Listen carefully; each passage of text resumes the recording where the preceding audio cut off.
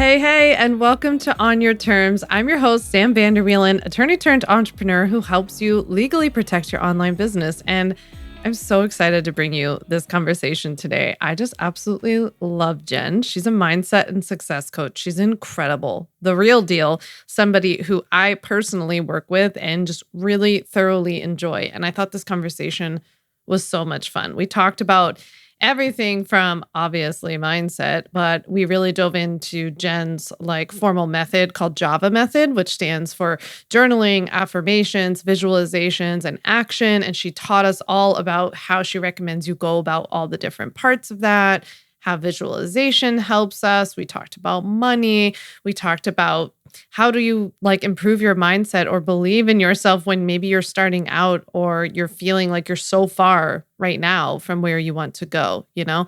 So we had that whole conversation. I think it was just such a good one. We also dove into talking about email marketing, because it's something that's so important to both Jen and myself. She is so good at it, and I can't wait for her to talk with you about this. And we drop her link and everything, of course, to receive her incredible weekly emails. I get them every week. I read them every week. And she has journal prompts at the bottom of every email. You guys, it's amazing.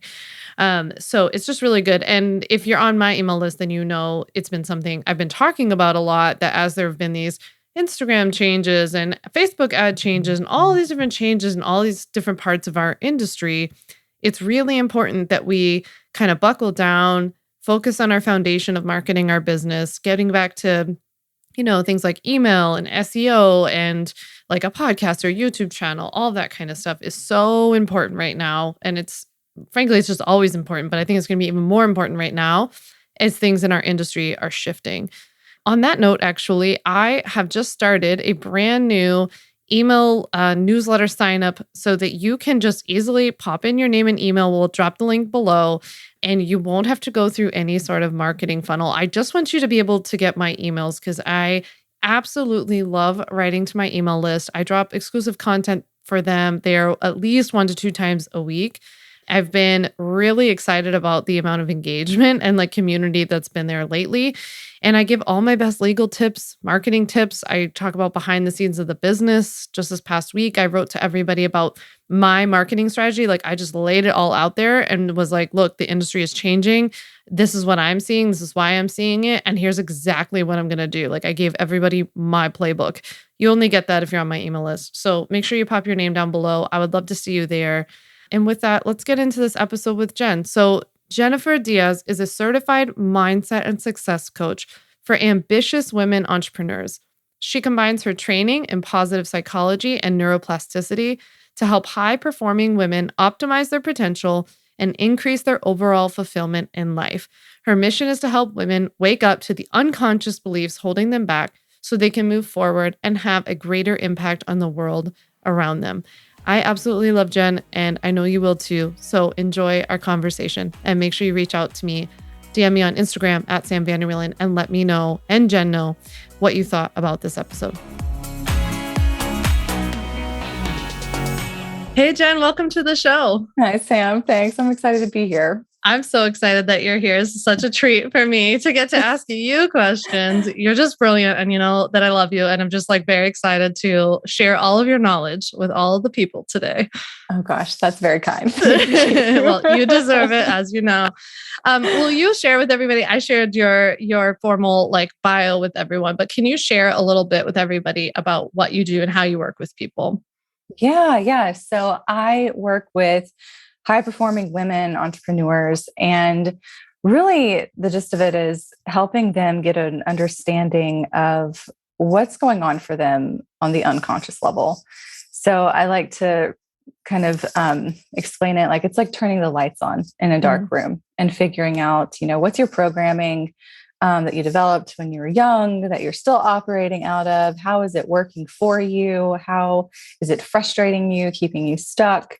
And, turning the light on in a room. So instead of just bumping up against things and being I have no idea why I feel that way, or I don't know why I reacted that way, you can see, oh, this is why I do this. This is how, why I respond this way. And you're able to respond better and even change it and update your belief systems or your programming, the way that you operate, so that you can move from a place of, okay, I'm here and this is what it is. I'm frustrated. I feel stuck. I have all these other things I want to accomplish, the way I want to feel, and I just can't seem to get there, so that you can start closing a gap between where you are now and where you want to be. So a lot of, conversation. My work's very collaborative. It's very reliant on the relationship that I have with my clients, and them just being open to connecting dots and making changes and shifts and moving forward. Yeah. Do you feel like entrepreneurship is unique in how it pushes us gently to explore these things that maybe we like could have ignored as in a corporate job or something? It does. Yeah. In a way, yes, for sure. Because, oh my gosh, there's just so much, there's so much pressure. There's so much fears that we have to face because everything's on us. And I'm speaking like, for me, especially, when we start working for ourselves, everything is on us, like the marketing, at first the accounting, like all of these things, and the service we actually provide. And so I do think that was the biggest unknown for me when I took the leap into it. Was, I had no idea how much self-development this was going to require in order for me to not just make it and survive, but for me to feel healthy and to thrive within it. So yeah, it does present some interesting and unique challenges for sure in the mental and emotional world. Yeah, definitely some opportunities. I feel like working in corporate America, it was a lot easier to be like, it was my secretary's fault. My boss sucks. Like this job sucks. The whatever sucks. Like someone didn't explain the assignment to me well. That's why it didn't go well, And now there's like, who are you going to blame? You got to blame you, girl. It's like, dang it. It's all me. It's me. Yeah. It's taking that radical ownership, which is really empowering and scary at the same time. Yeah, very. Okay. Well, yeah, I always say that, like, it feels like when I became an entrepreneur that I felt like I was standing in the middle of a field naked with like a microphone. Yeah. That's like how it felt to me. And like everyone was looking at me because it just felt like, and with what we do, especially, this isn't true for like every business, but what we do is always also very like visibly upfront with social media and like being out there. You and I really love writing, and it's more vulnerable and intimate. And so it's like, yeah, that was just like a new experience as well. Oh, very much so. I remember, and I talk about this with a ton of clients about being seen, about being heard, and how do I do that in a really authentic way, without being so, anxiety ridden and stressed out and just constantly worried about how people are interpreting what I'm saying or who I am. And it's challenging. It's very vulnerable. Yeah, that is for sure. Well, speaking of getting vulnerable, I think that I would love for you to tell everybody a little bit about the Java method. So I talk a lot on the podcast in general about like really coming up with your secret sauce and doing something unique, on your own terms. And I love that you have the Java method. You have the Java method membership or the Java membership, and then you also teach your clients. So can you share with everyone a little bit about what that stands for? Yeah. So the Java method for me was just all of these very simple exercises and tools that helped me radically change my mentality and build up a lot of emotional resilience. Because when I started, I was thrust into entrepreneurship kind of unexpectedly. And I really began to notice when I did that how, frustrating it could be to have these goals, have these big dreams, and then feel like I'm really self-sabotaging a lot and I'm really hard on myself, and that's not getting me anywhere. And so I was trying to find ways to grow as a human, to be successful, all these things. And so that led me to, discovering what eventually became the Java method, just all these different, so simple tools to use. So Java is an acronym. It stands for journaling, affirming, visualization, and action. So these four, obviously I didn't create these things, but putting them together for me was absolutely life-changing. And I love to write. So journaling is something that was a natural thing for me. Affirmations were not a natural thing for me at all. When I first started them, I was like, this is total BS. Just like lying to myself. Ugh, this is stupid. But over time and visualization, I'm a pretty visual person, and learned about visualization playing sports, in high school, and started applying it to my work and my life. Instead of just, sport. And then obviously the action, we have to physically do things if we want to see results. And so for me, combining those things really led me into a whole new direction in my life that was incredibly fulfilling. I finally felt like I was thriving. And I remember when it started to take hold for me a little bit, and that my initial self-talk was so much kinder. And like my initial belief and responses were more positive and empowering. And I remember thinking like, whoa, this is a very cool feeling. And my results are showing up in the way that I want them to as well. So that's what Java stands for. And I just think if we can all practice like very simple tools that help us understand ourselves better, that help us show up in the world better, it's just going to change a lot in our world, our culture, our community, everything. And so that's where that came from. Yeah, I think it's incredible. And I think it's really important. I love that Java, like the acronym ends with action, because it was always the missing piece for me in our space when I would hear people talk about manifestation, and a lot of this just kind of like hoping and wishing. So could you talk about like, how does manifestation play into this, or how is it different? Yeah. That's, I have an interesting, I guess, relationship with that word, because I think that it's taught and so heavily based on just like think positively. Always make sure your energy's like positive and you're good. And that doesn't work. That's not really helpful. Actually, we're getting into toxic positivity with that, spiritual bypassing, all of those things. So the way I look at manifestation is, yes, mind your stories and your mindset and your beliefs, and also feel the feels, like navigate the negative. There's room for every single emotion. There's room for every single thought and every single belief. They're all there to teach us something, to tell us something. And so for me, it's more like, instead of only focusing on the positive, which is, I think, a very fear-based way to view it, is there's room for all of that. And I'm just open to learning about myself. I'm curious about myself. And as far as manifestation goes, I think you can prep mentally, emotionally, spiritually, but physically, you have to be doing something. You have to show up differently if you want different results. So for me, manifest just means bringing something I've imagined into my reality and being open to what that looks like, for sure. Because I think a big piece where we mess up with manifestation is getting so attached to a specific outcome and the way that we think it should look, instead of thinking, well, why do I want this in the first place? Like, what do I actually want underneath that? Like, what's the essence that I think that's going to give me, or that I think it's going to add to my life? Because that's what we want. And that can look like so many different things and options. And so that, for me, is the way that I view it. And, really being careful with, just because you think something's going to happen doesn't mean that it's going to, in the positive or the negative. We're not quite that powerful, thankfully. And so I guess that's my take on manifestation. Yeah. I've heard you say too, that it could be better than what you could imagine. Oh my gosh. Most of the time it is, because a lot of us are dreaming from even limited places. No matter how expansive we think our dreams are, they're limited to what we know. And I know in my life, there have been so many times when what I wanted ended up turning out very differently. And it was better than what I had originally planned. Yeah. And I was so thankful. And so for me, I know how I want to feel. I know, the greater vision and purpose, but the very specific details, I'm pretty open to see. Like, I don't know, it could be wilder than anything I could imagine. So let's see what the Yeah. universe has in store. Yeah, like what's going on here?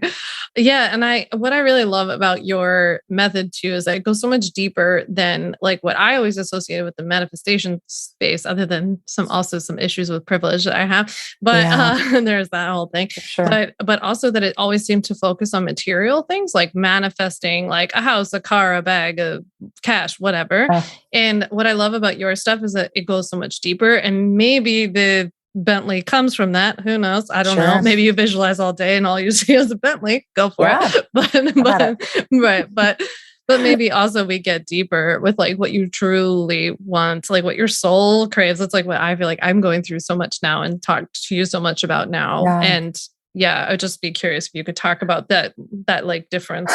I think so many of us don't really know what we actually want on a soul level, because we are just being bombarded all the time with who we should be and what we should want and what success looks like. And we're always craving safety and security.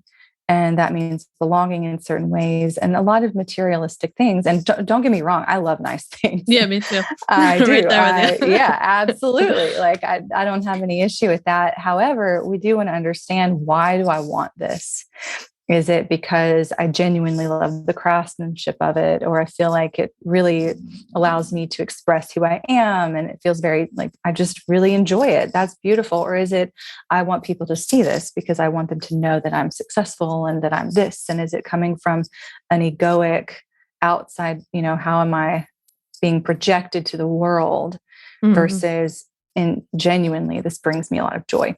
And I think we don't stop and pause enough in our lives to actually consider, do I really want this? Or do I just feel like I'm supposed to want this and that everybody wants this? And that if I want it and I have it, I'm okay. I'm safe. I'll belong.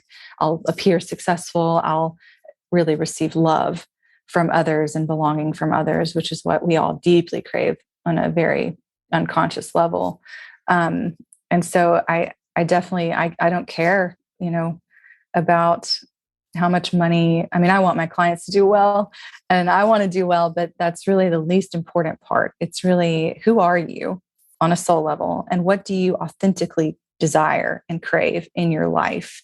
Because there are a lot of different ways you can get that than just, material things. Yeah, start designing the life that you want, not like playing in the life that others have maybe created for you, from like childhood stories to society stories to now like social media stories too, right? Of like things Absolutely. that we're being presented with that like we're supposed to want to go after. Oh gosh, we're being marketed to constantly. I mean, all the time. And it's so unconscious too. And so if we don't quiet the noise, if we don't sit with ourselves and really get to know ourselves, it's dangerous, because we will likely go down paths unconsciously that don't lead us to ultimate fulfillment, because we just thought we were supposed to. We were sold that this is what you need in order to be secure and loved and successful. And at the end of it, maybe you'll feel that way, maybe not. And so I know for me, I want to make sure, what do I love? What do I care about genuinely? Because trust me, I'm 3 on the Enneagram. I love things. My ego it's really sneaky how it can work its way into, oh, you do want this. And I have to really like sit and get quiet and be like, what lights me up? Like on just a gut level, what am I drawn to? And I know for me, that's been such a big thing that I've experienced as I've done my own work with this. Yeah, it's true. I was saying to Ryan the other day that I realized something about myself, that I like bougie experiences. That's what I was like, that means like, that feels very aligned with me, but not like, I would rather spend more in a hotel or have a nice experience during like making my travel more comfortable, or like my stay, or going to a beautiful place, traveling further and further in the world. But that like means so much more to me than some of the things I've been like accidentally fallen into in entrepreneurship, to be like, wait, I think I'm supposed to want this, but that's just not what I want. And your visualizations actually have been very helpful in that. So I was actually wondering if you like, I feel like I don't hear a lot of people talk about visualizations in entrepreneurship. And I was wondering if you could share like what some of the benefits you think are, or some of the benefits you've even seen. Yeah. the brainwave state we go into when we do meditation and visualization is very similar to the brain state we're in when we're kids, from the ages 0 to 7 specifically. So it's kind of a hypnotic state. And when we're in that state, our subconscious is a little bit more forward rather than our conscious mind, where our ego lies and our critical factory and all that. Our subconscious kind of comes forward. We're still in control, but it's kind of like a dream state where we just really get to understand what is there, what's running the show. Because our subconscious is running us 90%, 95% of the time, approximately. So we're on autopilot more often than we're not. And it really just shows us, hey, this is who you are. This is what you care about. This is what's coming up. And it can provide so much clarity to decisions we're making or to who we are, to what we want. It's also a fantastic way, just like sport too. I know visualizing, if I'm going to speak or something, because I'm going to be nervous before I speak. So I'll visualize myself doing it. And that helps my brain prepare for the physical action of it. Because, our motor neurons and how we take action physically starts in our mind. And so it's like a warm up. I'm warming up to take action. So if there's something on my plate that I'm procrastinating on that I don't want to do, that's feeling scary, I might visualize it to kind of calm my nerves and to give my brain like, okay, we've already made some connection. So the actual action of it will be a little easier. That's the way that I use it, is finding out more about myself, what's, going on in my unconscious mind. What do I really want? Who am I really? And then warming up and getting ready to take physical action in my life and in my business. And do you think that some of the hits, the downloads that you get when you're doing a visualization, do you think that's your intuition speaking? I think it depends on who you ask. For me, I think there's definitely a lot to do with intuition, like my gut response. Some people think, depending on your spirituality, God, universe, like a lot of people feel like I was given this message. So I don't really know what it is, but either way, makes sense. I've found, a lot of clarity and a lot of aha moments. And just, I think that we find a lot of compassion down there too. In the unconscious. And for me, it's a lot of like, I'm really getting in touch with who I am on a soul level. My intuition is able to be louder when I'm in that state, and my ego is not so present. So I have an easier time listening to what I genuinely should do or want to do. Yeah. It does seem like all those shoulds. I tend to hear things very clearly that I've wanted to do in the back of my mind, but had all those shoulds coming up. And then it comes through like, boom, super loud and clear. This is what you want to do. So I find that very helpful. And especially for everyone here listening, I'm always encouraging everyone to stop, to cut out the noise and don't necessarily follow the trend if that's not what you want to do. But it's very hard to do that if we don't ever pause and get clear on what we want. 100%. And that's, we have so much more, so much wisdom within us than I think we realize and give ourselves credit for. And that's something that a lot of my clients, I encourage them. I'm like, you have a lot of answers. You just need to trust yourself. You need to stop looking outside of yourself for inspiration, although that can be helpful to an extent. But really, you want to tune in. That's where the most authentic expression and creativity is going to come from, is from within you already. And it's just a matter of, I think, a little bit of discipline with sitting still, because that's wildly uncomfortable if you're not used to it, and sitting with yourself and getting to know yourself and trusting that voice. It's so powerful. There's so much that can come through if we'll just do it. Yeah, this is very true. Okay, so in addition to your incredible visualizations, you also help people with journaling. And I know you were really helpful with me around this because I had such a black and white view around journaling. And so I was wondering if you could talk to people a little bit about your best journaling tips, how this plays into their day, how it could play into their day to best support them as entrepreneurs. Yeah. I love starting this journaling the way that I do it with very driven women, people in general, because we want to do things the right way. There's a right way to do something, and I don't want this to waste my time and blah, blah, blah, blah. And so it's so funny because I remember I took an abstract painting class with a friend of mine, and the teacher just showed us like some Van Goghs and Jackson Pollock, all these incredible artists, and then turned the lights on and was like, all right, paint. And I was just like, I don't know how. What's the right way to do a brush stroke? Like what do I, and I just stared at that blank sheet for a long time. And I was like, what's the right, my, inner perfectionist was like, what's the right way to paint? I don't know what the right way to paint is. I can't do a tree. And I had a really hard time. And I think journaling can feel that way too sometimes, because we're searching for black and white. It's got to be productive. It's got to be the right way to do it. And it doesn't at all. I know it can be helpful to start with journal prompts if like you really get stuck. That's, I think, so helpful for some people. And just to be asked questions that require you to dig deep, I think is a really valuable experience. So I'm all for journal prompts, but my favorite way to journal is just a complete brain dump. And so this is like this, your journal should be such a mess. And it should be like we don't know grammar here. Like we're not looking at punctuation. You're probably going to spell things wrong. This should be just anything that's popping into your mind, get it on the paper. This is what Julia Cameron, the author of The Artist's Way, which is a fantastic book, she calls morning pages. And it's 3 pages of unconscious brain dump. And you have to do 3 in her, like with morning pages, which I've done before. And oh my gosh, it's so hard to get to 3, but about a page and a half, you start getting some really juicy stuff coming up. But that's where you come to the page and you just let it all out. The frustrations, the thoughts that you wouldn't want to share with anybody, your hopes, the stupidest things that you can think of, just get everything out on the paper, how you feel, how you want to feel, like anything.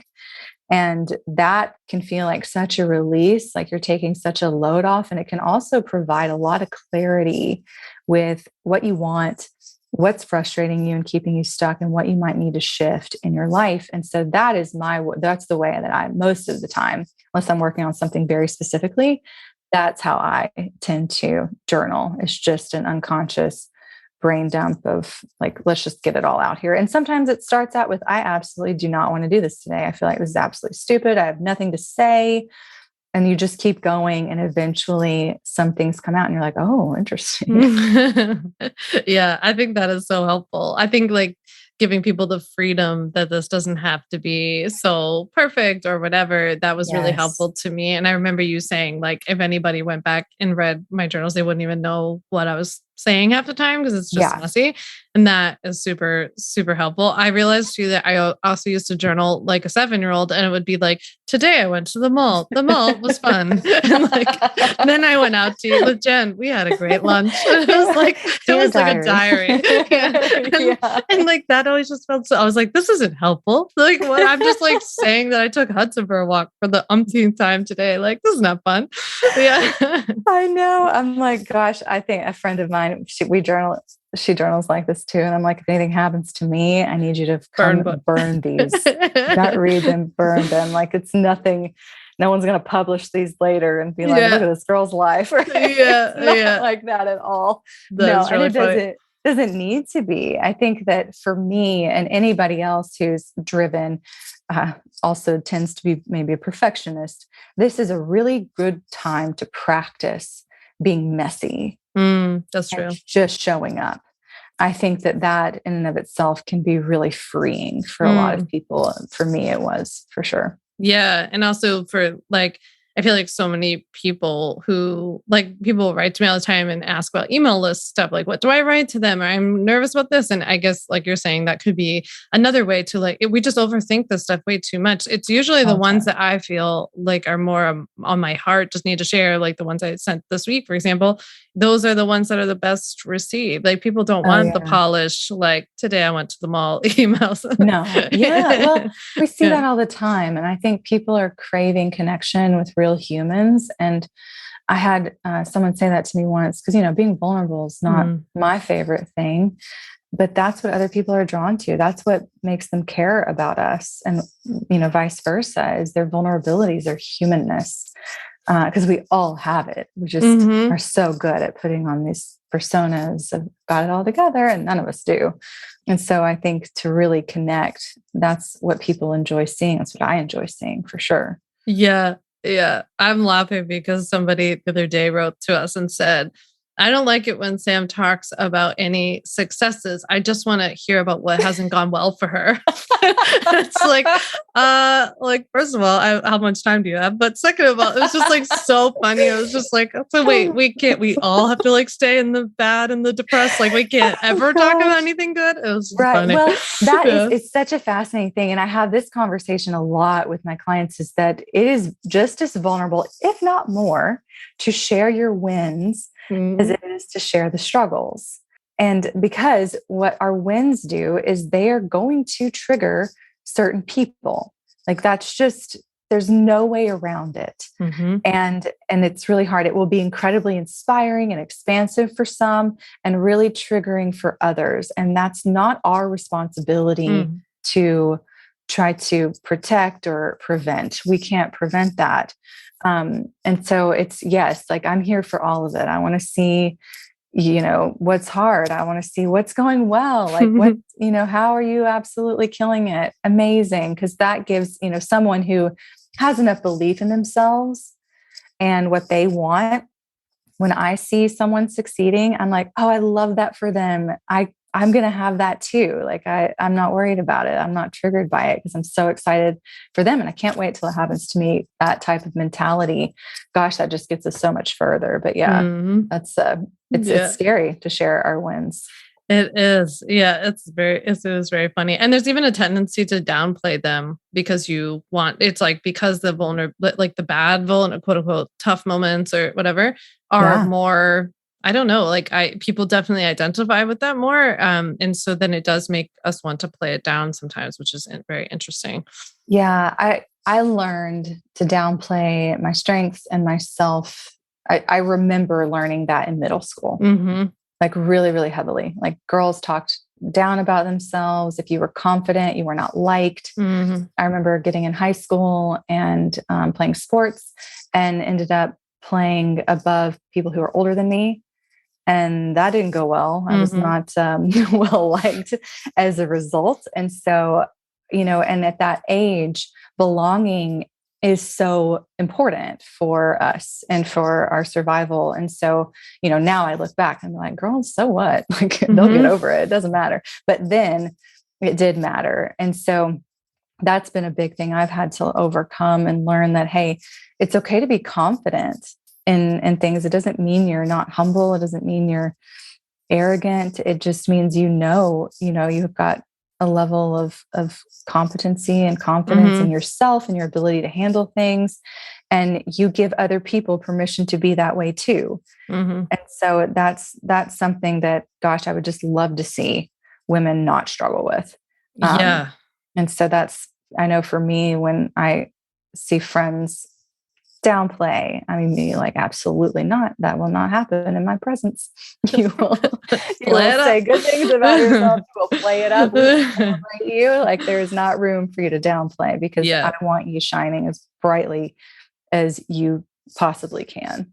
Yeah. I feel like people confuse cockiness with confidence and like arrogance, right? And and I feel like as my business has grown over the years, I've become more confident, not in thinking that I'm the shit, but in thinking that if something happened, I would be able to figure it out. I don't think I'm impervious to bad things happening in the business or like a launch not going well or whatever, but it's more like, I just feel now like, okay, if that happened, I would figure it out. Like I'd be fine. Yeah.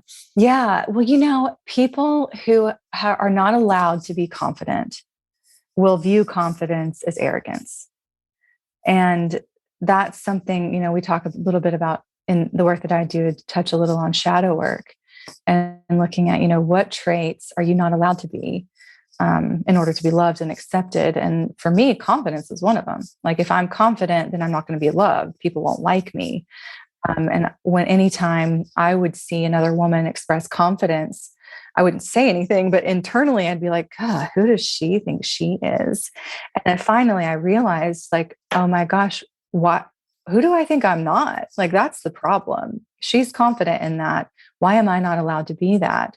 Let me step into it a little bit. And now when I see women who are confident, I'm like, girl, yes, get it. Yeah.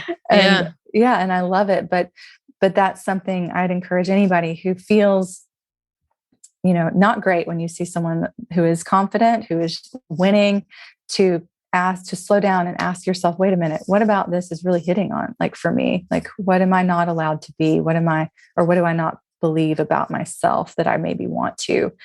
Because the more confident we are, like true confidence, right? Like you just said, not that I'm the shit, but that I trust myself. I think I'm gonna be okay. I can handle what's coming, even if it's not ideal.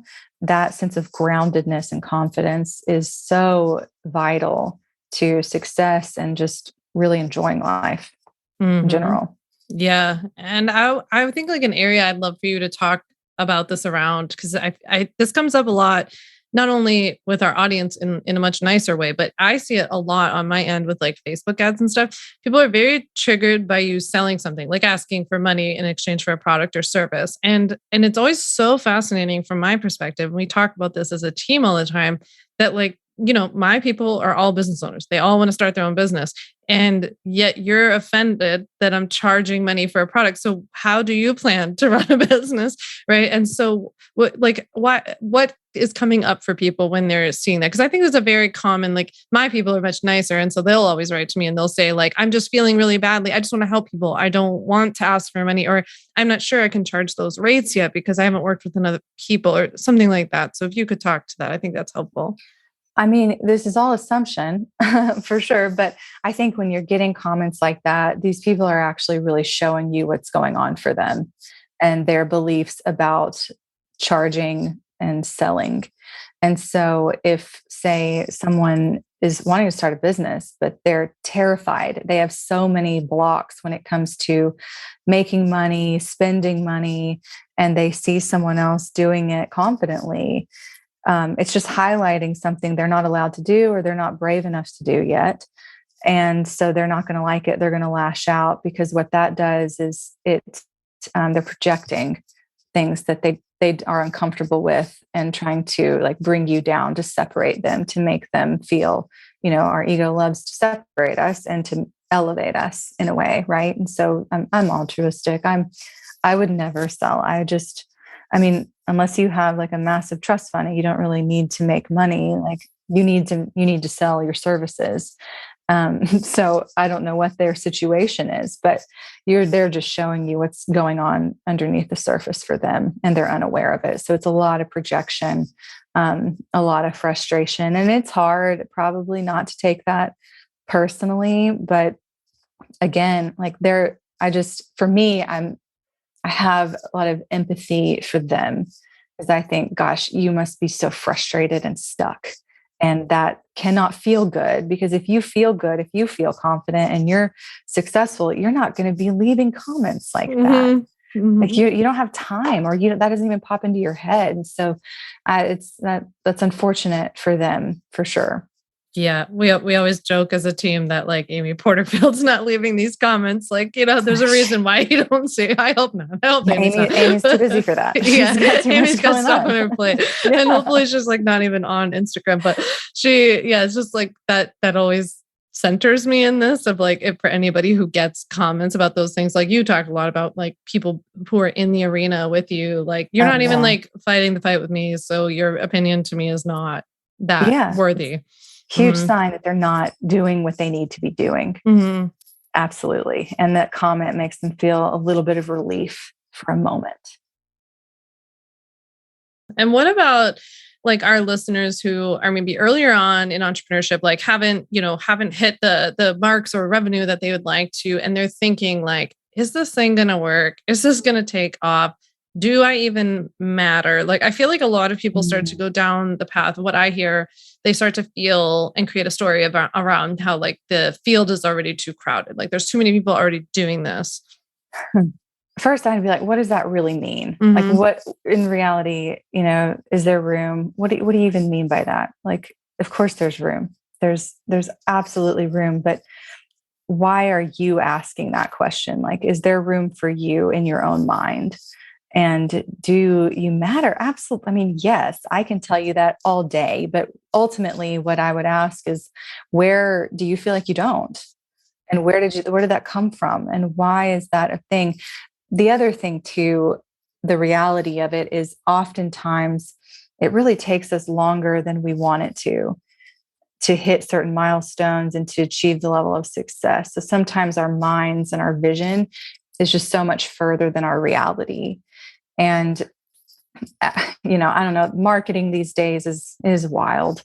And so we think that everyone else is succeeding so much at a quicker pace than we are. And that's just not true. I've worked for myself for over a decade now, and it takes longer, probably a little bit more work than you want it to get to where you want to be. But yes, it's absolutely possible.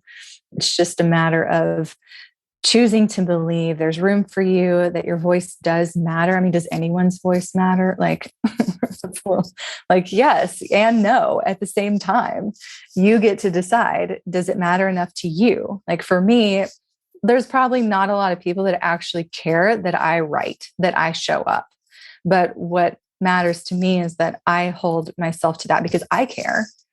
It means something to me. I care about that. So I'm going to choose to do that. And I'll resonate and reach with certain people that I'm meant to, and just trust that process, because there's so many people out there who would relate to you, who would love to hear from you, but they have to know about you, and you have to want that for yourself even more.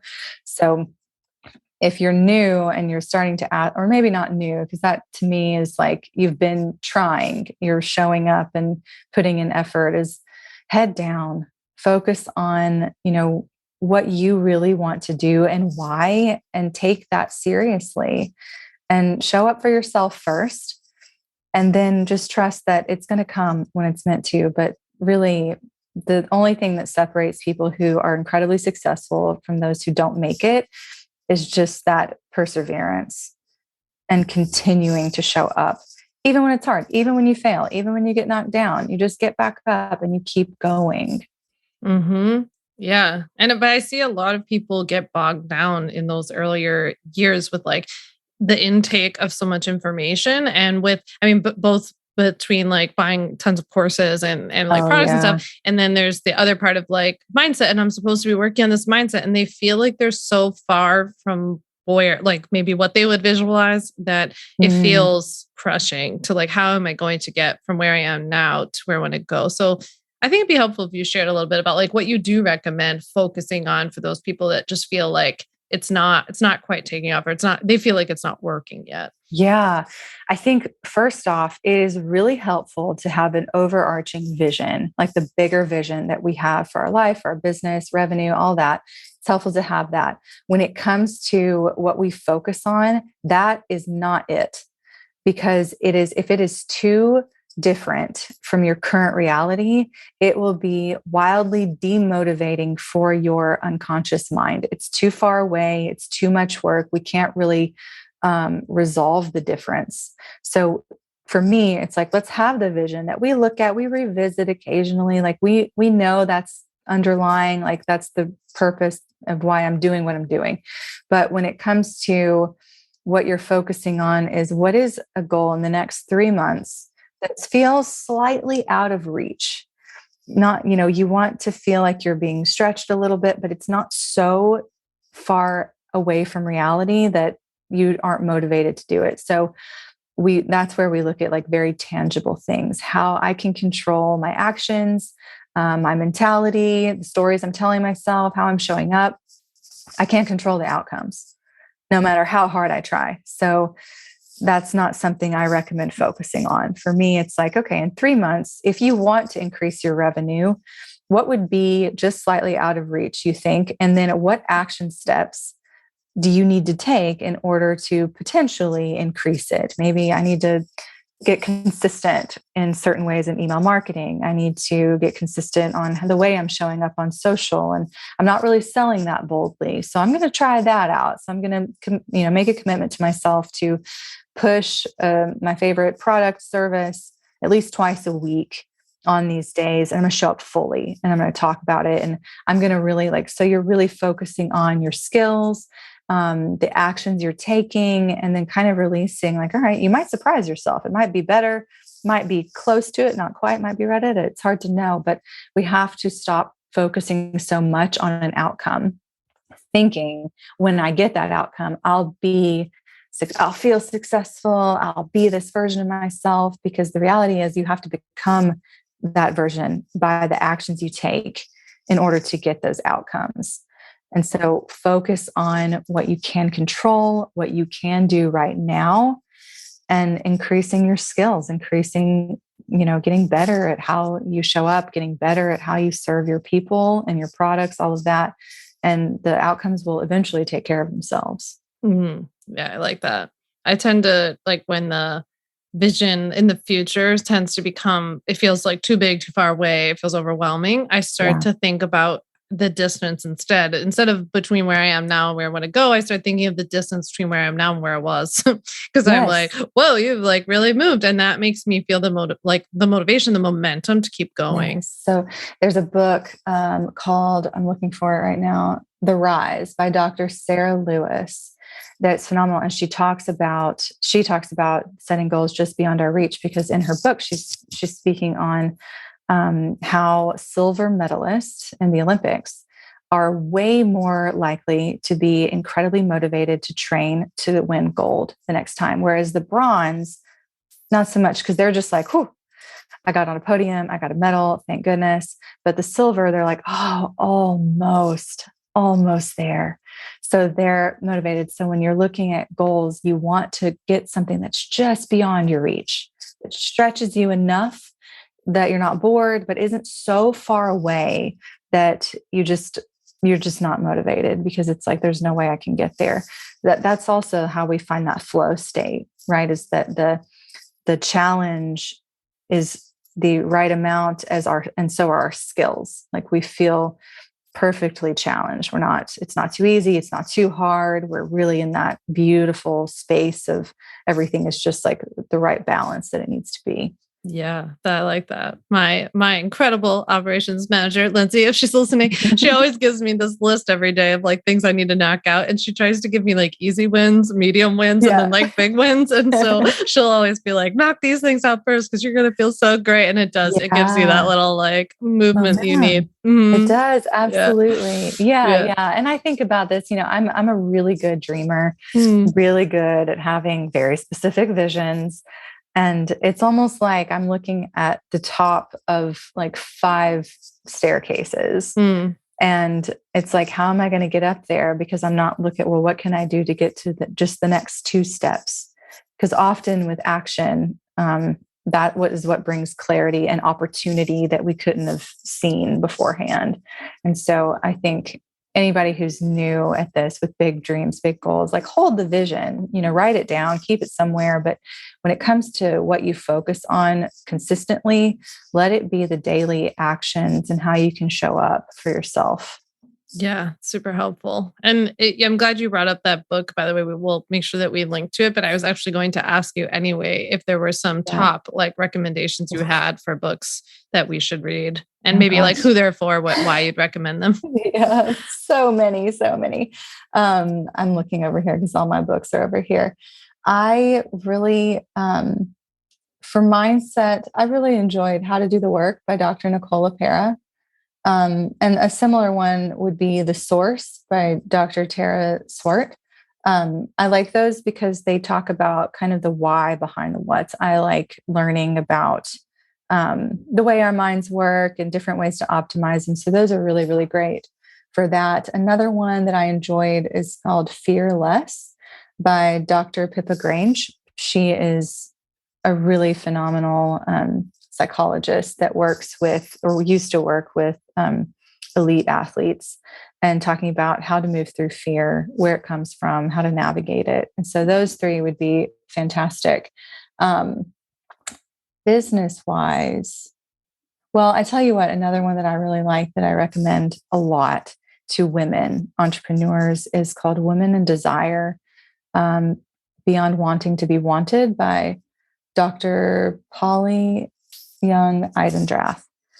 That book it's a dense read. I'm not going to lie, but when it comes to getting clear on what you authentically desire, especially as a woman, it is really phenomenal. Like I remember someone suggesting it for me, and I was like, I don't know, I feel like I'm pretty good here. And then I read it, and it knocked me off my feet in a couple sections, and I was like, "Ooh, this is good." So that would be one I would highly recommend any woman read. That's sure. Awesome. Yeah. Okay. Those are really helpful. That's one of the things I love about you is that like you have just such like a dedication to the craft and like to continuing to learn and take this seriously. And actually thought it would be helpful for you. You've talked about this on Instagram before. I think it'd be helpful for you to talk about what someone should really look for in a mindset coach, even in a business coach. I mean, you do both really. You help people with mindset, but in really helping with business too. Yeah. So, and these two things, this industry is so interesting how it's grown in the last few years. So specifically speaking, I differentiate the two with, coaching. A coach which is what I would consider myself mostly. I do dip into a little consulting occasionally when it's called for and appropriate, but coaching is very much a skill that is about the relationship that I'm not like, Sam, here's exactly what you need to do with your life. If I did, do not listen. But it's more about, I understand, the psychology of behavior change. I understand how to ask questions that will hopefully pull out wisdom and answers that are within you to help you find clarity. And so as far as coaching goes, if you're looking for a mindset coach or any kind of even life coach, what you want to see is you want to see credentials. You want them to have had training and experience in a very respectable realm. So you're looking at things like, my training was based in positive psychology, psychology of behavior change. I've also had some experience with different trainings in the subconscious mind. So anytime someone's dealing with mindset, they need to have a really strong understanding of subconscious mind and how to work within it. I think personally, beyond their own personal experience with mindset, they need to understand how to communicate, the way people work, the psychology of behavior change, those types of things. They need to have a good recollection. So search for certifications that are recognized by the International Coaching Federation. That's usually something to look for, and just experience, and that they are doing it themselves. And while certification for me, in my opinion, is kind of like the foundation that you build everything else upon, it also very much matters that you're doing your own work and you're committed to your own mindset work and continuing to learn and grow within that. So you want to look for those things in a coach. When it comes to business coaching, 9 times out of 10, that is very much consulting, meaning they're hand delivering you knowledge, a specific strategy, those types of things.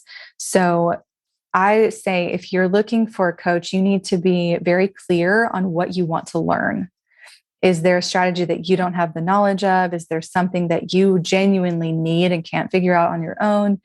And ideally, they might have some credentials. I personally would look for someone who has versatility. I don't necessarily, I'm not drawn to someone who has one method of doing things, because that says to me that worked really well for them, and it might work for you, it might not, really depends. So coming from a place of, do they have the knowledge that I really want to learn from and that I need in order to move forward? And do I align with their values?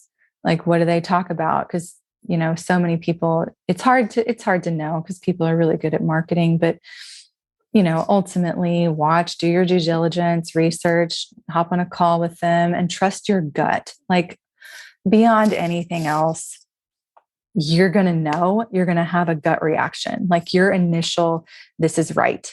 Don't talk yourself out of it. Trust that, because I don't necessarily think, hopefully not, that you're not going to make a detrimental decision in business by hiring someone, working with someone. Even if it doesn't go well, it's going to be experience and knowledge. But I definitely don't make a decision out of scarcity or fear. Anytime you're like, oh, they have the answer, this is going to solve all my problems, be really wary of that, because it won't at all. And I know personally, I want to work with people who have like a gut yes, like you're the right person. I want to work with you. If you're like, I'm not feeling you, then great. That's okay. If there's somebody else out there, if you want, that will be a better fit, work with them. That's just in the interest of everyone involved. Yeah, I think that's really, really solid advice that you can all like take for hiring other people, and then even for like marketing yourself, right? And like feeling really confident in attracting the right people, and that not everyone needs to be for us. We're not for everyone else. Like I always think about that. Yeah, that's super helpful. I was wondering if you could chat with us a little bit about this attachment to our outcome, or even attachment as being an entrepreneur, maybe for some of us who have been doing it a little bit longer. But I find that even beginner entrepreneurs get very attached to the outcome, the results, the revenue. Even if we're talking about like just social media results, they make it mean a lot about them. And I have a saying around here that I say all the time, that you are not your revenue. And I mean that both ways, right? You're not it when it's tiny, and you're not it when it's huge. So either way, it's not you. So I just say, it's just not you. It's just like something that happens. So I just thought that might be helpful for you to chat with us about. Sure. In my work, when I see that a lot of, and I'm guilty of this too, what I'm seeing is residuals from growing up in a society where we're really rewarded for having a fixed mindset. So, get A's, win the game, get a trophy, be the best, right? So a lot of us unconsciously learn that when I do well, when I get good grades, good results, I'm loved, I'm celebrated, I belong, I'm safe. Essentially, that's a very unconscious story. None of us are like thinking that necessarily now, but under the surface, that's usually what's at play. And so then, we leave school, because school, the traditional setting, the way it's run is really heavily on the outcomes, on testing, how well we do, all that. And then we get into entrepreneurship in the real world, where it's really, there are infinite possibilities. There's not anymore. We don't have a winner or loser. We don't really have a best anymore. We can't win a gold star for our business in most cases, I don't think. and so we're looking at, how do I go from all these years of having this fixed mindset to, how do I embrace the growth mindset? How do I praise the effort? How do I let go of the outcome and really hang my hat on, I tried. I put my full effort into it, win or lose, succeed or fail, whatever that means. That's what makes me feel good about myself. That's what makes me feel proud of myself. And that's how I know I'm loved. And so that's where I think a lot of us, when we're attaching our worth or our identity to what we do, we're doing that because we think, if I am successful enough, I'll be safe, I'll be loved. People will want to be around me. And that bar never moves, that there's always someone more successful, richer, prettier, all of that stuff than we are. So it's exhausting and it's never enough. And so on one hand, we have to start shifting out of, let's not focus on the results. Let's focus on the effort. Am I growing? Am I trying? Am I expanding as a human being? Which leads me to the other point, is you need to make sure you are not just being a fraction of yourself, because your job is just something you do. As a human being, you are so much more dynamic. So having other interests and having really fulfilling relationships in your life. And I know for me, like, I have multiple hobbies that I thoroughly enjoy, and that, in a way have helped me stop identifying so heavily with my work and my results, because I'm like, that's just something I do. And I love it. I'm passionate about it. I care about it very much. And I'm also really interested in this thing that has absolutely nothing to do with my work, that I find a lot of fulfillment and joy within too. And so allowing yourself to be multifaceted and dynamic and nurturing your creativity in other ways and other aspects of who you are as a human being is probably one of the most underrated things we can do as entrepreneurs in terms of overall health and fulfillment in life. And I think people see it as like a waste of time or even as unrelated to the business. But I find that the more things I do that are unrelated to directly to business, the better the business does in the long run. Really wild how that happens. I've experienced the same, and my little Enneagram 3 heart loves it. So I always need a purpose for something, right? Yeah. So, I mean, anytime, well, that's a lot of times when I work with clients, because they're in that, a lot of mine are in that boat. They're driven, they're pretty successful. And they're like, wait a minute, I'm having a hard time, even though it seems like I shouldn't be, I am. And so a lot of times, 9 times out of 10 with clients, I'm like, I need you to try something that's creative and totally new. And I hope you're bad at it. Like, you need to be bad at it. And they're like, oh no, I hate it. But they'll do it. And they'll be like, okay, I did it. I sucked. It was kind of, hard, but at the same time, a little bit fun. And then, a month or 2 later, they'll be like, I'm so shocked at how quickly I'm taking action on this new thing in my business. Like, I'm not even that scared of it. And so it absolutely translates. Like, it's really cool how when we pursue creative endeavors that seemingly aren't important or there's no purpose to it, you actually are better at, problem solving in your business. You're just engaging a different part of the brain that allows you to be creative in different ways. Yeah. And maybe we don't feel like it's as scary to try new things. Like, yeah. Because when you are, and this is something that, thinking about childhood and what you'd hope kids, ideally, if they're in like a really great environment growing up, that's what that should be, right? This is safe. You can fail, low risk failure. And you come home and you're loved. It doesn't matter. Like, you tried, it's okay. So you can go out and try again. And so now as adults, a lot of us have to figure out, how do I cultivate that for myself, for my own inner child? How can I choose things that I can risk slightly, low barrier? There's not, it's nothing detrimental going to happen if I fail here. Like my abstract painting, like, I'm not good at it. I didn't even know you could be bad at it, and you can be.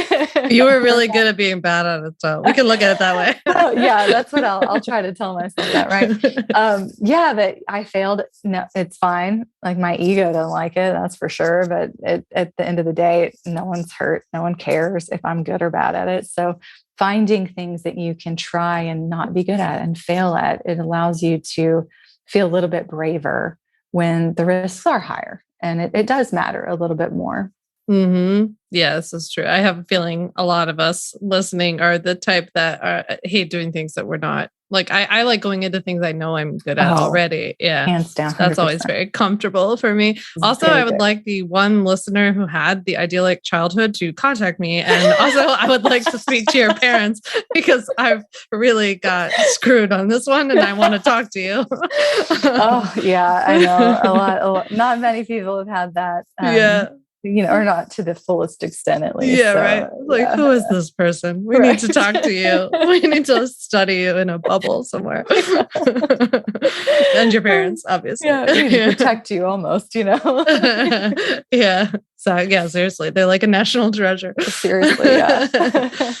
I think it would be so cool if you could give us a tip on designing your dream life. Like, we've talked a lot today about getting clear on like what you really want, but how do we start? Where do we start with that? That's a really great question. If it were me, I would strip away everything you think you want right now and get really quiet and really get curious about who you are underneath everything. Like your personas, your ego, like, who am I at a soul level? Revisiting some inner child work, remembering who you were as a little kid, like really young, before we were, taught this is who you should be. These are the rules, all that.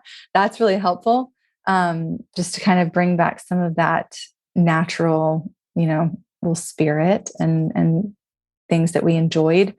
But that's what I would recommend. Strip down let go, like, of everything you think you want. It can feel scary sometimes, but really just say, okay, like, I'm just going to release these things. I'm going to write them down. I'm going to just put them to the side, release them, and then just really get curious about who I am and what I genuinely desire. If I could let go of any outside pressure, if I could let go of feeling the need to prove myself to anyone, even me. Like I don't need to prove anything. I just get to exist. What would I want to do? Who would I be? What would I love? Like really get clear on that, because a lot of us think we know who we are and what we want. And maybe we do to an extent. We at least know this version of us. But there are likely many different versions that have so much valuable knowledge and just goodness that I think we won't discover unless we do strip it down and ask hard questions and start to get to know ourselves in a whole different way. So that's the first step, which feels maybe a little elusive, but that's what I would encourage you to journal on. Like if I didn't have to prove anything to anybody, if I could go back and live my life not in a way that I'm reacting to anything, what would I choose? Like, what did I love as a child? What would I choose to spend time on now? Like, what genuinely lights me up? And how can I build my life around these things that I actually love, regardless of what society tells me or the people around me even tell me? Yeah. And in such a noisy world, and for those of us on social media with our businesses too, like, what do you recommend? How does someone get quiet in this world, in this situation? Does this mean like going off social, or like, does this mean going somewhere? Like, do you see any sort of practical step for someone there? I mean, sure, like getting out of your normal routine can help. I mean, traveling for me always grounds me and puts things in perspective. However, I think one of the most powerful ways we can do it is spend a dedicated amount of time each week or even day where you don't have your phone on you, you're not listening to anything, you're not reading anything, and you just get in nature. Get out in nature and just be quiet, be still, and just notice. Like that is so simple. And well, I say that I live in, a city that has a decent amount of green space, but I think it can be more simple than I got to take a trip somewhere totally different. Right. Or I have to do this. So yeah, just get in nature and be quiet and listen. You might be surprised at what thoughts come up, and just acknowledge them with compassion. Don't judge them. Just see what comes up for you. Yeah, it's super helpful. I feel like the most frenetic and overwhelmed when I'm taking in a lot of information, and it does have a pretty strong direct correlation with phone time. So I think that would be helpful. Yeah, I think so. I think too, setting some boundaries. I think like anything, there's good and bad involved, right? It's nuanced, and just checking yourself, like, why am I scrolling right now? What am I really searching for in this moment? What am I avoiding in this moment? And how can I just bringing a little bit of awareness and just saying like, you know what, I'm going to put this down because I'm just doing this because I'm bored or I'm uncomfortable. I've got this task that's not a little fearful about, and I'm going to put it away in a different room. I'm going to take space. I'm going to, do something different. I know for me, when I'm doing something work related and I feel stuck, I want to grab my phone to scroll, but I do better when I do something totally different. I engage in a hobby real quick, or I go for a walk. I get outside, walk for a second. You find so much more clarity.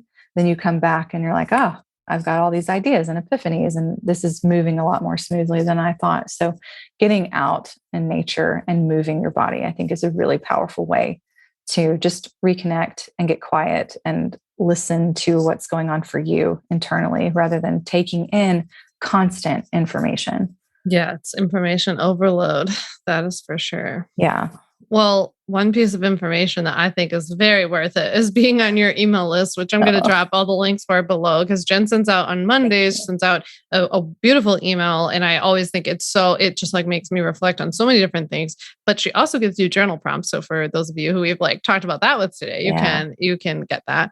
But I feel like you're so great with your email list, and that this is something I admire a lot. And could you give anybody here some tips on starting that list? Like what would you recommend to somebody who's starting out on the building an email list journey?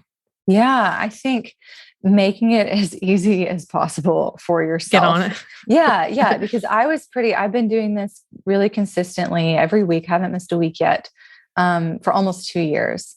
And so now it's kind of like a fun little, and I've repurposed and judged some in the past before, especially when I was traveling. But for me, when I thought about it, I love writing. So for me, I was like, okay, an email list makes sense. Even blog, like I'm wordy as heck. Like I'm not concise. I don't know.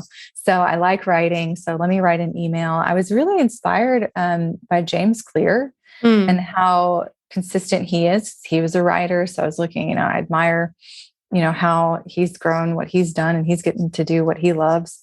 And he just sends out every Thursday a 3-2-1 email where it's like 3 ideas from him, 2 quotes from other people, and like 1 question. And I remember getting that and I was like, this is so ridiculously simple. What could I do that my people would enjoy? What do people ask me for? And there was like, they really want to know like what journal prompts would be helpful and what affirmations would you say? And so I was like, I'll write a little because that's what I like. So I can commit to that and I'll send them journal prompts and affirmations and I'll make this like a fun thing for me and for them. And it was so well received.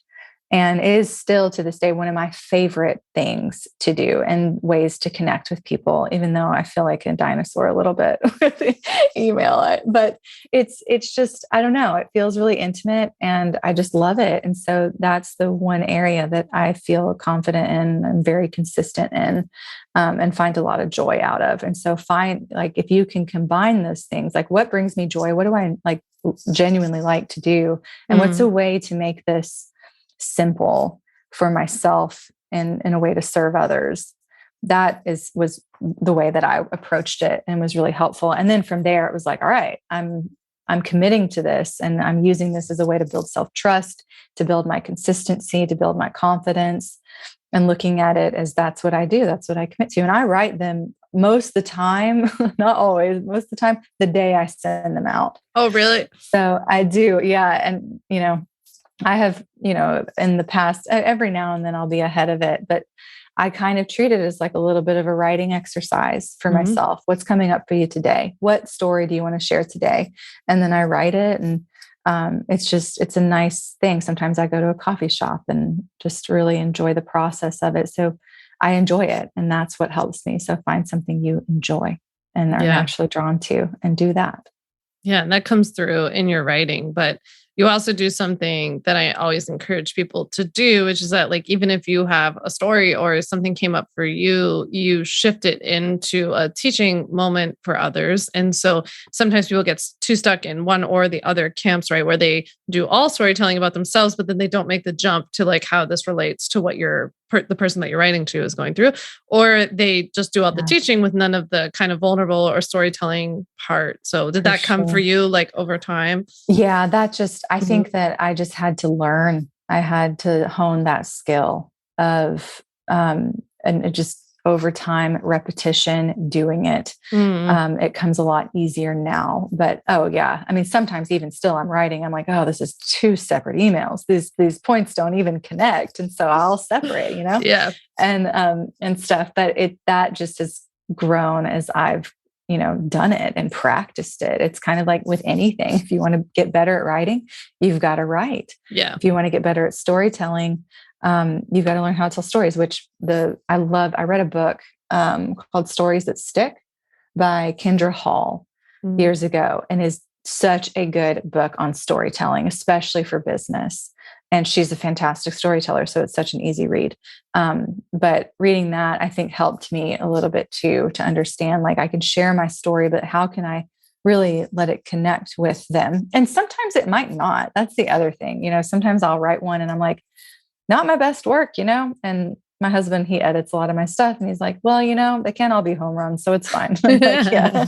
And usually, to my surprise, someone will be like, that really resonated with me. And I'm like, all right. So there is something to be said about show up on the paper, do your job, and then release it. Like in the Artist's Way, she has this like prayer that's basically essentially like, all right, I'm going to show up and I'll take care of the quantity. You take care of the quality. Mm. As soon as my art's done, as soon as my writing's done, it's out there. It doesn't belong to me anymore. And I have no control over how people interpret it, digest it, all of that. That's totally out of my control, but that's why it's really cool sometimes to see it go really well. And even a lot of times it's to my surprise. Yeah. I'm like, I always hope that happens. But when it does, it's like, cool. That's neat. I don't know. That's great. Yeah. It goes back to what we talked about in the beginning about things going better than we maybe even imagined, right? Like just putting ourselves out there and trying. Oh yeah, exactly. Yeah. That's awesome. Well, I think you're going to inspire a lot of people because I have a feeling from judging from the emails that I get from people asking about email marketing in particular, there's a lot of hang up on making things perfect and like knowing the right thing to say. And like, I should be talking about this. So I think you're going to give people a lot of freedom. And maybe your tip on like writing them same day and writing in a space that you like a coffee shop. I'm the same way. Maybe that almost like forces you to just be like, I just got to get this out there because I've committed to sending this email every Monday or whatever. I think, for me, when I first started my business and I started email marketing, 2015 or no, earlier than that. It was earlier than that, like 2012 or 13. I was so stressed about typos, about has to be perfect. It has to be, and it was miserable. It was just not a fun experience. And over time, I would get inspired by people who I saw take quick action, even when it was messy. And I'm like, they're doing it. And I'm over here needing everything to be perfect. No typo. God forbid I'm a human, holding myself back as a result. And so part of me, even now with my email newsletter, I obviously want it to be really good and I want it to be helpful. And it's a practice for me to overcome the perfection. And it's a practice for me to stay consistent, even when I don't feel like it's that good. And I'd rather bury it in my archives of things that no one should ever read. Because there are times when I'm like, well, we're just sending it out this week. This is what I'm saying. I don't know. Everybody might unsubscribe. Who knows? But for me, it's like, I've got to be consistent and I've got to show up, even when it's not perfect. And that's okay. Mm-hmm. Yeah. And you're giving other people permission to do the same, whether it's with writing or elsewhere in their business and life. Yeah. Yeah. Well, that's just how we go so much further. I mean, my business has grown. When I started doing this consistently, I started getting clients from it. Like more than anything else. They were like, oh, I just love your emails. And I was like, oh, wow. I had hoped, but I wasn't even promoting my services consistently. So I was like, well, that's cool. That's neat. Amazing. I'm going to keep doing that because that seems to really be working. So yeah, I think that's how I found you. Actually, Jamie sent me your emails and was like, oh, you have to subscribe to your emails. You'll love it. And then I just like loved you through your writing. But I also remember thinking like, man, if she gives this much information in the email and like, this is how powerful it is. And this is what I feel and take away from her emails and her journal prompts that she's giving us all every week for free. Like, what must it be like to work with you? Right. And so that's that. I feel like that's such a powerful lesson for everyone listening on like, people are always so afraid of like, am I giving it away? Am I doing this? Am I doing that? But I think showing people like really painting that picture of like, this is what it's like to be in my orbit. Yeah. Come on in is pretty nice. Yeah. Yeah, absolutely. Thank you. That means a lot because that's what I hope on both fronts, that you get a lot from the emails and then you get even more with me. That's always the goal. And that's something too. I think we don't realize how impactful we can be with just our presence. So yeah, I think that's a good point. Yeah. Oh, I'm glad. Well, okay, let's do our little fun lightning round. Would you rather questions? And then, and then I want you to share with everyone how they can work with you and get in touch with you. But first, would you rather read fiction or nonfiction? Fiction. All right. What's the best fiction book you've read recently? Oh gosh. I just read Lessons in Chemistry. That's what I'm reading right now. Really enjoyed it. I really enjoyed that book. Yes. I'm reading it right now and I'm really liking it a lot. I loved Where'd You Go, Bernadette? And it reminds me of it. Yeah. Yeah. That's a good one too. Yeah. I liked that. All right. Would you rather live at the beach, the mountains, or the desert? Oh gosh. somewhere where you could have the beach and the mountains. That would be great. If I had to pick, though, probably mountains right now. Okay, that's a good one. Since you just went there, I'll throw in this curveball. Would you rather live in Rome or Paris? Paris. Same. Would you rather order coffee or tea? Coffee. What's your go-to coffee order? Oh, I love a cappuccino with like almond milk right now. That's just so my good. favorite. Hard to beat. Yeah. Okay. This is the most controversial would you rather question of the entire show that everyone always says is controversial. Would you rather, you and Eric, would you rather clean up as you go or clean up at the end when cooking? Oh, I clean up as I go. This has caused a lot of marriage strife around here. Yeah. Yes. Yeah, I could see that. I like to clean up as I go because that feels good to me. The end is overwhelming. I'm like, it's too much stuff. And then I leave it. I'm like, can't see it. It's fine. Yeah. That's what everybody says. I'm the same way. Would you rather hit up a fancy restaurant or the best food trucks? Oh, I think I like a fancy restaurant. Nice. For the ambiance. I love love the ambiance and the setting. Yeah. I love it. All right. Well, I loved your lightning round answers. And now I would love it if you would share with everyone both how they can get in touch with you and how they can work with you. Because I'm sure a lot of people would love to join Java Method or work with you further. Yeah, absolutely. So getting on my email list is hands down the best way to get in touch with me. And I know you'll link to that, but I send out a newsletter every Monday where thoughts from me, journal prompts, affirmations, and also places where you can see if you are interested in working with me, where you can find that. I do right now see one-on-one clients that I love one-on-one work. I love being in it with my people.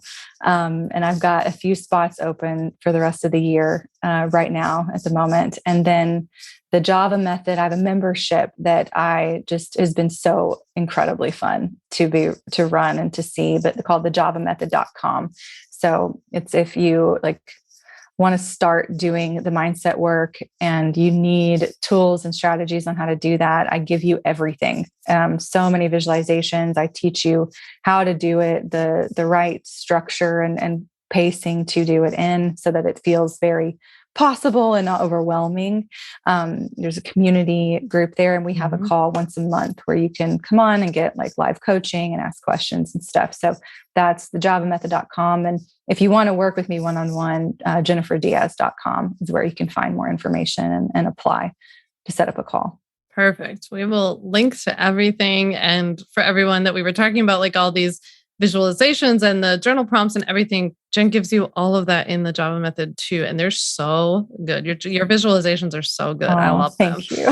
Yeah. So we will, this is hashtag not sponsored, but we will share just highly loved. So that's all, is that we will share everything. I hope you all reach out to Jen and let her know. I'll also share your Instagram just so I can follow along, see your cute doggies. And of course, and I just so appreciate you doing this with me, Jen. Thank you so much. Oh, thanks, Sam, for having me. I just love chatting with you anyway. And this was so fun. Thank you. So fun. Thank you. Thanks so much for listening to the On Your Terms podcast. Make sure to follow on Apple Podcasts, Spotify, or wherever you like to listen to podcasts. You can also check out all of our podcast episodes, show notes, links, and more at samvanderwielen.com/podcast.